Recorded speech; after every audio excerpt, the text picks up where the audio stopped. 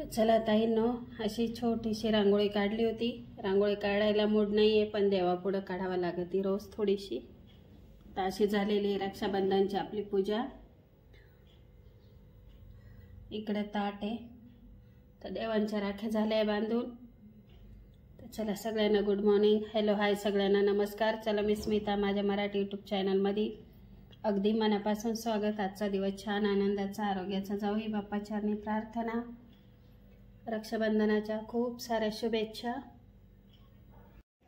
चला ताईंनो, राख्यांची खरेदी तर बघा, ह्या अशा डब्या यात आलेल्या राख्या ह्या वेळेस तर अशा आलेल्या छान मोत्याच्या मोती। आणि हे ते एक भाच्यासाठी आणि एक भावासाठी।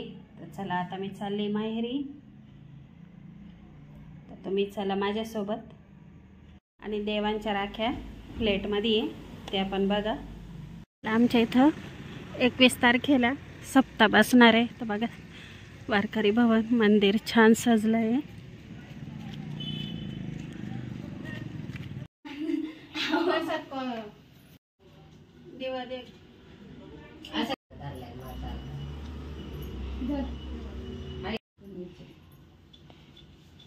तर मम्मी मामांना ओळखते।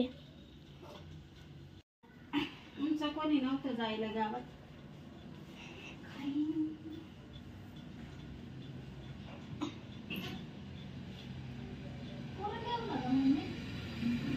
बरे बाय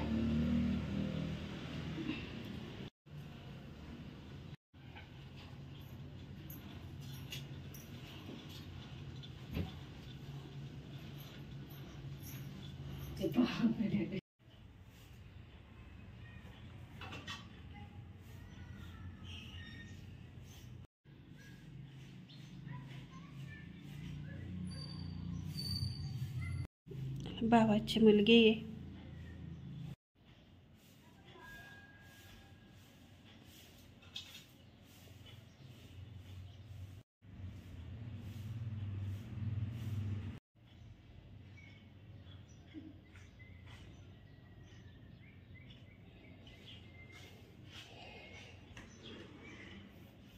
तर चला यूट्यूब फॅमिली, भावाकडे जाऊन आले, राखी बांधून आले भावाला भाच्याला।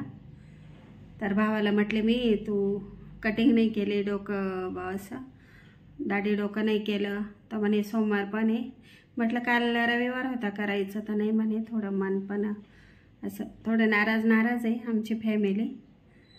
तर लहानी बहीण माझी नाशिकला राहिला, तर तिचा पुतण्याचा ॲक्सिडेंट झाला। 2 नंबरच्या जाऊबाईचा मुलगा, त्याचा ॲक्सिडेंट झाला दिंडोरीला। आणि ते दोघंही मित्र जागेवरच गेलेले। तर शुक्रवारी 23 तारखेला दहाव्याचा कार्यक्रम आहे। तर व्हिडिओत सांगण्याचं कारण एकच की हेल्मेट घेऊन गेला असता तर आज ते दोघंही, तो त्याच्या फॅमिलीत असता, आमचा दादा आमच्या फॅमिलीत असता। त्याचं नाव प्रकाश आहे, पण त्याला दादाच म्हणतात।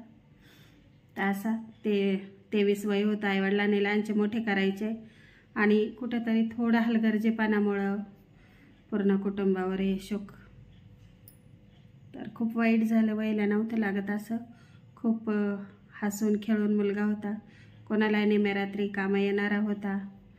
पण आता देवाच्या काय म्हणतात ना, पण कुठेतरी आपणही आपली काळजी घेतली पाहिजे।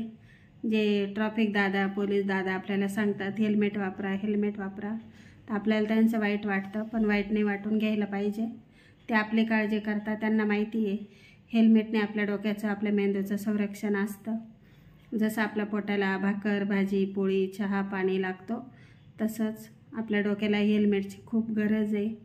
आणि कसं आहे, आपण किती सेफमध्ये गाडी चालवली तर समोरचा कसा चालवतो ते आपल्याला काही माहिती नाही राहत। तर आज हेल्मेट असतं तर दोघंही कुटुंबात असते। चला अशा साध्या सोप्या पद्धत, साधं सिंपलच यावेळेस रक्षाबंधन केलं, थोडं नाराजच आहे। तर चला, आता व्हिडिओ आवडला असेल तर लाईक करा।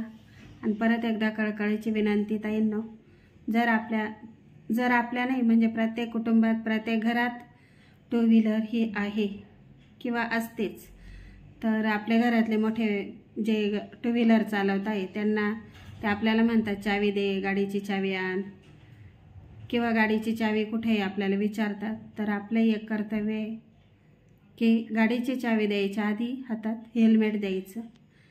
कसं आहे, आज त्या म्हणजे हे प्रत्येकाबरोबर होईल असं नाही मी म्हणत, फक्त आपण आपली काळजी घेतली पाहिजे. आपल्या कुटुंबाची आपली जबाबदारी काळजी घ्यायची. जर कुठं चाललो तर हेल्मेट हे राहून द्यायचं. तर चला, आता व्हिडिओमध्ये बोलायला खूप आहे, पण चला मी पहिल्यांदाच हे व्हिडिओ असं बोलले किंवा याच्यावर व्हिडिओ केला. आवडला असेल तर नक्की शेअर करा. चला, भेटू उद्या छानशा व्हिडिओमध्ये. तोपर्यंत सगळ्यांना बाय बाय. आईवडील मुलांना लहानचे मोठं करतात, त्यांचे शिक्षण करतात. आज 23 वय होतं त्याचं, कामधंदा करत होता आणि आईवडिलांनी स्वप्न रंगवायचे, आईवडिलांनी हे करायचं आणि असं अर्ध्या आयुष्यातून आईवडिलांना पण हे करून निघून जायचं, हे चुकीचं आहे. तर कोणी दादांनी माझा व्हिडिओ बघितला किंवा बघितला अचानक तर नक्की हेल्मेट हे राहू द्या. टू व्हीलरने प्रवास करत असाल तर खरंच हेल्मेट राहू द्या बरोबर. कारण ज्या दोन्ही मुलांचा ॲक्सिडेंट झाला ना, त्यांचं डोकं म्हणजे डोक्याचा भागच नव्हता राहिलेला. तर हेल्मेट असतं तर ते आज आमच्यात असते. चला, व्हिडिओ आवडला असेल तर नक्की शेअर करा. भेटू उद्या.